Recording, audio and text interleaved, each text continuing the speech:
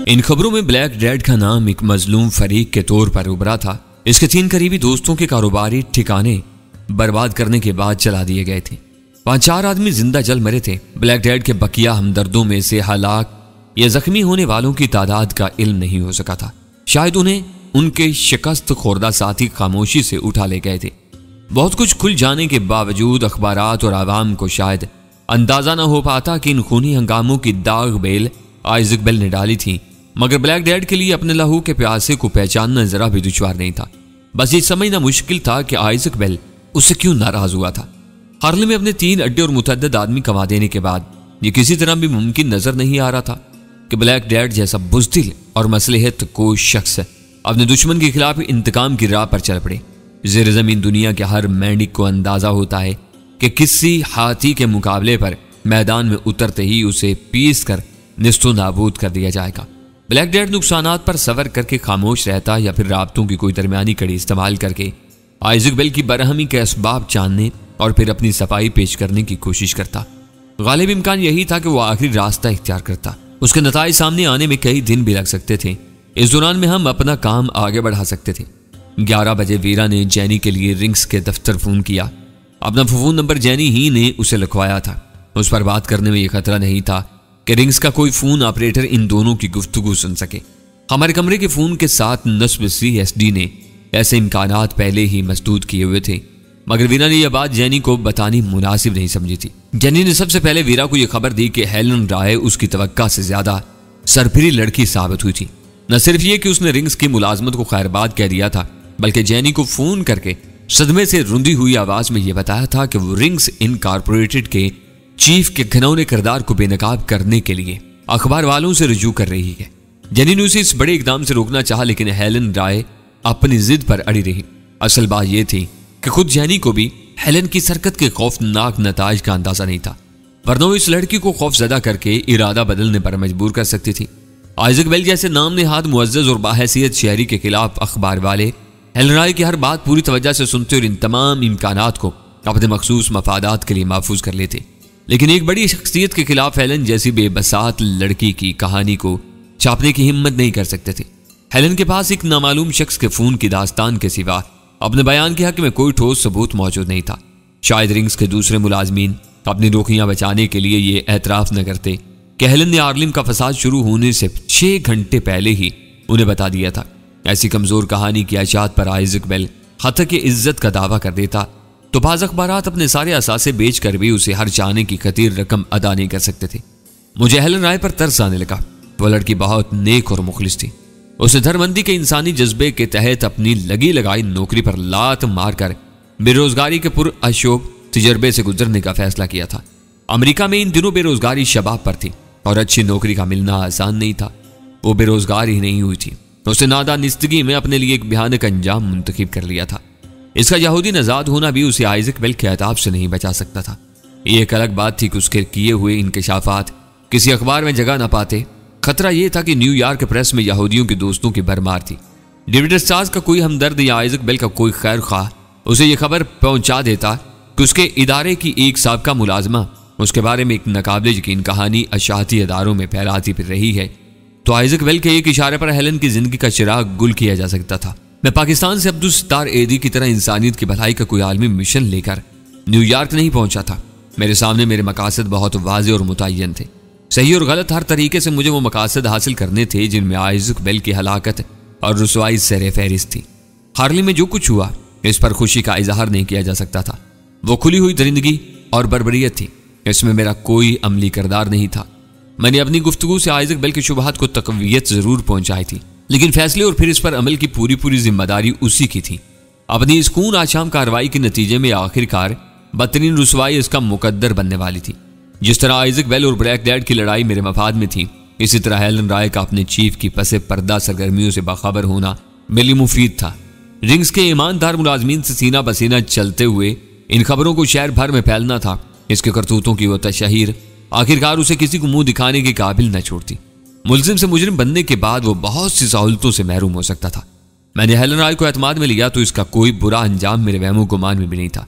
अगर वो कोई गलत फैसला करके तबाही के रास्ते पर चल पड़ी थी तो उसे रोकना मेरे बस से बाहर था। हेलन राय से सुनी हुई पेशगोइयों के हार्लेम में लफ्ज ब लफ्ज दुरुस्त साबित होने के बाद जैनी भी अपने चीफ से मुतनफ्फर हो चुकी थी, लेकिन वह हेलन की तरह बेवकूफ नहीं थी। हेलन राय के दफ्तर से गायब होने की बाज़ाब्ता इतला मिलने पर वो खुद आइजक बेल के दफ्तर में जाकर बैठ गई और मुकम्मल तखलिये में उसकी टेबल, डायरी, नोटबुक और गैर मुकफ़ल अशिया का जायजा लेने लगी। इस दौरान में वो कारआमद नजर आने वाली हर कागज की फोटोकॉपी भी तैयार करती रही। हमारे आज़ाइन के ऐन मुताबिक वो आइजक बेल के दफ्तर में ऐसी शहादतें तलाश करती रही जिन्हें मंजर-ए-आम पर लाकर उस भेड़िए के मसनूई साख तबाह की जा सके। उसे कुछ अंदाजा नहीं था कि वो अपनी इन कोशिशों में कहां तक कामयाब हो सकेगी, मगर फिर भी उसने खासा मवाद जमा कर लिया था। मुतअद्दिद कागजात की नकूल से ज्यादा अहम सब्ज रंग की वो फाइल थी जो जैनी को आइजक बेल की मेज के दराजों के पीछे रखी हुई मिली थी। इस फाइल में बहुत कीमती और मोटे कागज पर अंग्रेजी हरूफ में टाइप किए हुए 5 सफ़ात मौजूद थे। हरूफ अंग्रेजी होने के बावजूद इस तवील दस्तावेजात का एक लफ्ज भी जैनी के पल्ले नहीं पड़ सका था। वो अंग्रेजी रस्मुल खत में लिखी जाने वाली कई जुबानों से थोड़ी बहुत वाकफियत रखती थी। इसका दावा था कि वो कोई मुरव्वजा जुबान नहीं थी। जो कुछ लिखा था वो यकीनन किसी नामानूस और खुफिया जुबान में था। इस तहरीर के आखिरी सफ़े के इख्तिताम पर 4 दस्तखत थे। इनमें से किसी का नाम पढ़ने में नहीं आ रहा था, लेकिन आइजक बेल के दस्तखत थे। जैनी के लिए नए नहीं थे। वो रिंग्स में मुलाजमत करने की वजह से अपने चीफ के दस्तखत थे रोज ही देखने की आदत थी।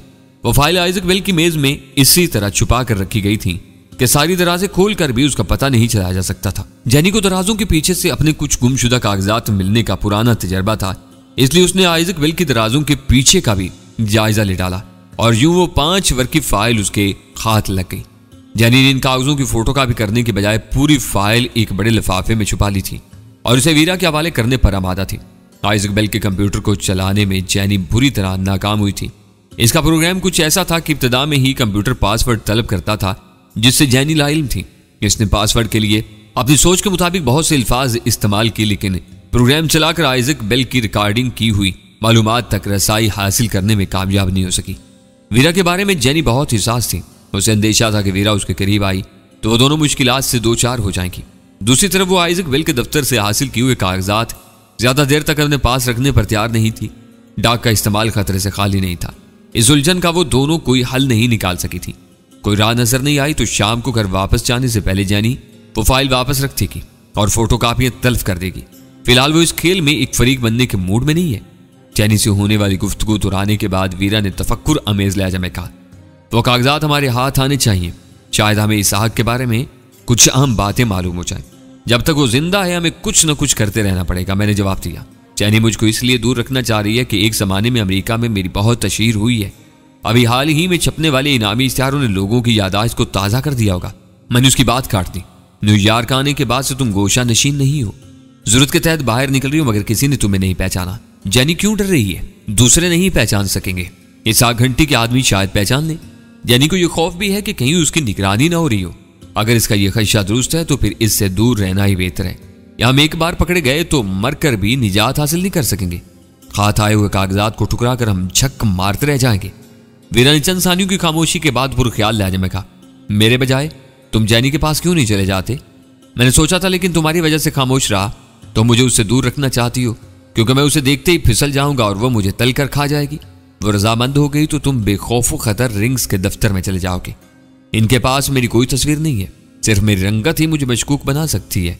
पास इसाक की गैर हाजिरी की सूरत में चाहे यह खतरा भी नहीं है। अगर तुम संजीदा हो तो मैं इससे बात करूं? वीरा ने बेयकीनी से पूछा।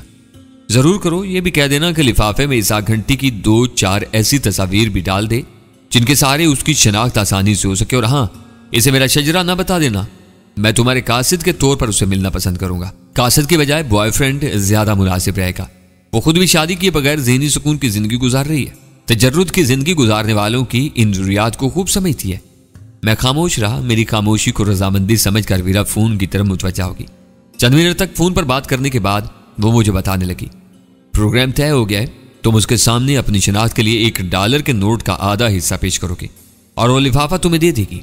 इस बड़े लिफाफे को पोशीदा रखने के लिए तुम्हें ब्रीफ केस साथ ले जाना होगा। वो बाद की बातें इमारत में दाखिले का मरहला कैसे निपटेगा मैंने पूछा। वो गेट पर बता देगी। तुम स्टैंडर्ड स्टेशनरी सप्लाइजर के नुमाइंदे के तौर पर वहां जाओगे और चंद मिनट की मुलाकात के बाद लौट आओगे। तुम्हारे लिए मेरा नाम सिर्फ रोजी है। अपने लिए जो नाम चाहो मुंतखब कर लेना। यह चंद मिनट की शर्त तुम्हारी है या जैनी ने आज की है? मेरी तरफ से तुम्हें खुली इजाजत है चाहो तो इस आग घंटी की वापसी तक उसके साथ रहो, मेरी जूती को भी कोई ऐतराज नहीं होगा। ताज्जुब है कि तुम अपनी जूती की मर्जी पर चलती हो, मालूम होता है तुम्हें खासी महंगी पड़ी है। इसके सामने ज्यादा चर्ब जुबानी का मुजाहरा नहीं करना, वो इस वक्त ज़हनी दबाव में है। तुम फिक्र ना करो, मैं आदमी देख कर बात करता हूँ, हर एक के साथ लात जूती इस्तेमाल नहीं करता, यह राय सिर्फ तुम्हारे लिए मखसूस की हुई है। मैंने मुस्कुरा कर जवाब दिया। मेरी रो बहकने से पहले यहां से निकल जाओ तो फायदे में रहोगे। उसने मुझे घूरते हुए सर्द मैरी से कहा, तुम्हारी कनपटियां सहला दी तो तुम काफी देर के लिए नाकारा हो जाओगे। वो तजर्बा याद आते ही मैं फुर्ती से अपनी जगह छोड़कर खड़ा हो गया। मुझे तैयार होने में ज्यादा देर नहीं लगी। चलने से कबल मैंने अपने ब्रीफकेस में रिवॉल्वर भी रखना चाहा, लेकिन वीरा ने मुझे मना कर दिया। रिंग से एक सिक्योरिटी कंपनी है, वहां आने वालों की जामा तलाशी या दस्ती सामान की तलाशी का इम्कान खासा कवी था। इब्तदा ही में मेरे ब्रीफकेस से कोई हथियार बरामद हो जाता तो ट्रिपल एस के नुमाइंदे की हैसियत से मेरी पोजीशन मशकूक हो सकती थी, क्योंकि दुनिया भर में कहीं भी हथियार के बल पर स्टेशनरी की फरोख्त का रवाज नहीं है। 40 वेस्ट कैनाल स्ट्रीट ये उस इमारत का मुख्तसर सा पता था जिसमें रिंग्स का दफ्तर वाक़ था। मैनहट्टन के वस्ती इलाके से गुजर कर जनूबी हिस्से में दाखिल होते ही भीड़ भाड़ और रौनक का आगाज हो गया। इस इलाके में वो मेरा दूसरा जमीनी सफर था। मैनहट्टन के हद तक न्यूयॉर्क के टैक्सी ड्राइवर भी लंदन वालों की तरह अपने काम में बहुत मुशाक हैं। इनमें अमरीकी कम और गैर मुल्की ज्यादा नजर आते हैं। वो सभी मैनहट्टन में महज पता सुनकर मुसाफिर को बराह रास्त उसकी मंजिल तक पहुंचा देते हैं। इस काम में ड्राइवरों की यादाश्त या महारत से ज्यादा मैनहट्टन की शहरी तरतीब का दखल है। मुझे वहां बार बार यह ख्याल आता रहा कि इस्लामाबाद की पूरी मनसूबाबंदी मैनहट्टन के तर्ज पर की गई है। यह और बात है कि जमीन की फरावानी और सरमाए की किल्लत की वजह से इस्लामाबाद में ऊंची इमारतें खाल खाल ही नजर आती हैं। इसका सीरुल मंजिला इमारत पर किसी नाम के बजाय पीतल के चमकते हुए हरूफ और हिंसों में लिखा हुआ था जो वीरा ने मुझे बताया था। मैंने इमारत के मुनक्किश फौलादी दरवाजे के पहलू में लगा हुआ दीवार गिर बटन दबाया, फिर इंटरकॉम पर सवाल करने वाले को अपनी शिनाख्त बताई। फौरन बुजुर्ग की आवाज के साथ फौलादी दरवाजे का एक हिस्सा पहलू में सिरक आया और इस अजीमुल जुस्सा दरवाजे में एक आम घरेलू पट के बराबर कद आदम खला नमूदार हो गया। राहदारी में मुझे सर्विसेज एंड सिक्योरिटी की तख्ती वाली खिड़की पर रुक कर रहनुमाई लेनी पड़ी, क्योंकि मुझे आम लिफ्टों की बजाय रिंग्स की मखसूस लिफ्ट इस्तेमाल करनी थी। 11वीं मंजिल पर लिफ्ट से बाहर निकलते ही मैंने खुद को दमकते हुए एक पुरशकू दफ्तर की राहदारी में मौजूद पाया। दफ्तर की तामीर और डिजाइन में शीशे और लकड़ी का इस्तेमाल फरागदिली के साथ किया गया था। फर्श से छत गिर रोशनियों तक हर चीज गर्दो गुबार से महफूज चमक रही थी। राहदारी में इंतजामी, मालियाती और दीगर शोबों की रहनुमाई करने वाली तख्तियां मौजूद थीं। मुझे कदरे हैरान पाकर कहीं से एक मुसल्ला बावर्दी शख्स निकल आया। वो इससे पहले मुझे नजर नहीं आया था।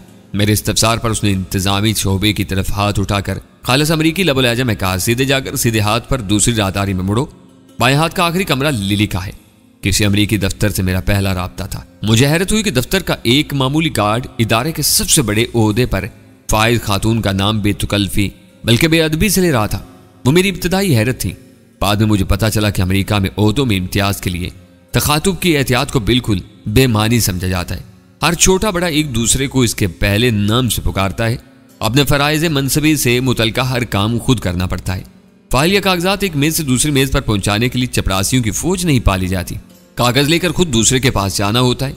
मैं उसकी बताई हुई समतों में मुड़कर बाएं हाथ पर वाके आखिरी कमरे के सामने पहुंचा तो शीशे के दरवाजे में से अंदर बैठी हुई खातून को देखकर हैरान रह गया। वो वीरा की तरह बल्कि उससे कहीं ज्यादा पुरवकार और पुरकशिश अंगेज थी और सर झुकाए कुछ लिख रही थी। दरवाजे पर दस्तक देने से पहले मैंने देखा कि जैनी का कमरा राहदारी के सिरे पर नहीं था। कुछ फासले पर दफातर की दूसरी कितार नजर आ रही थी। दरमियान में शायद वो रास्ता था जो इसी फ्लोर के दूसरे दफातरों से इसे मिलाता था। मेरी हल्की सी दस्तक पर उस खातून ने सर हिलाकर मुझे अंदर आने का इशारा किया।